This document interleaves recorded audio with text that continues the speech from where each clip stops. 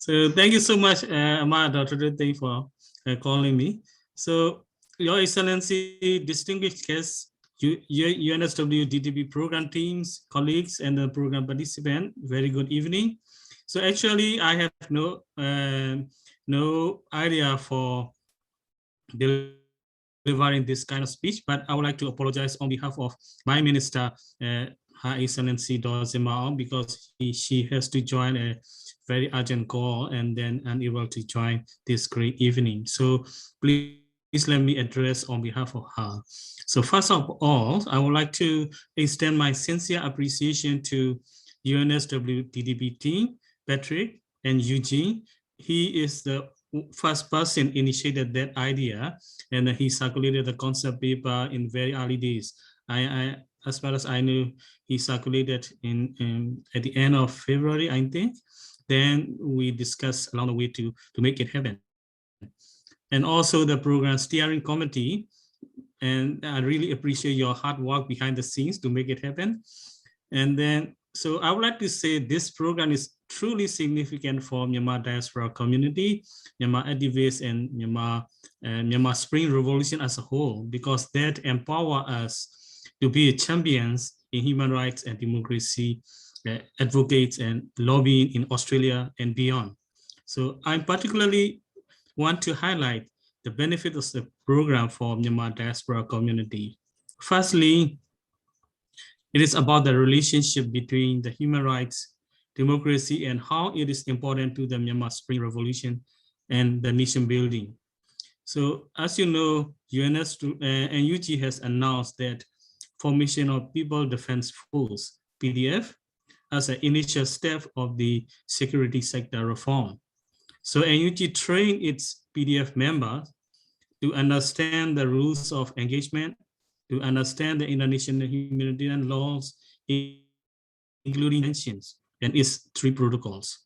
So on the other hand, we have witnesses the war crimes and crimes against humanity committed by the military junta and its armed forces.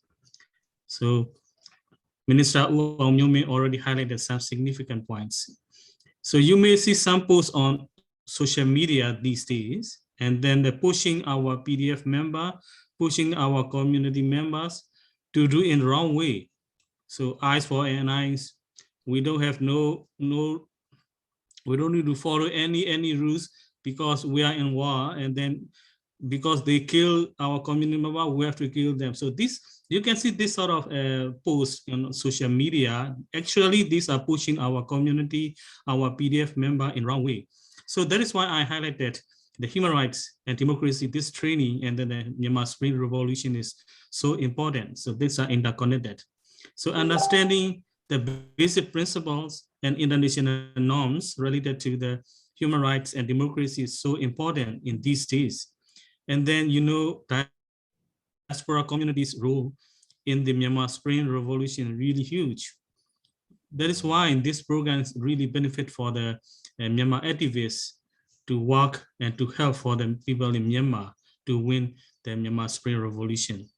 So for the moment, we are very busy, we all know, but we will be busier when we win over the junta, because at that time we have to help support NUG and CRPH for disarmament, demobilization, and reintegration of the PDF and then the local defense forces to back to their normal life, to form the federal army, to disarm forces. So in that stage, we will be very, very busy. And then at that time, understanding on the human rights, understanding on the democracy, and understanding how human rights and democracy work in the international space, especially UN system and other related international system. So that is why I presented before, this program is truly benefit for the Myanmar activists in Australia and New Zealand and South Asia. So last not the least, the special importance of the Myanmar diaspora communities at that time to reach out and build wider support for the effective international action on Myanmar.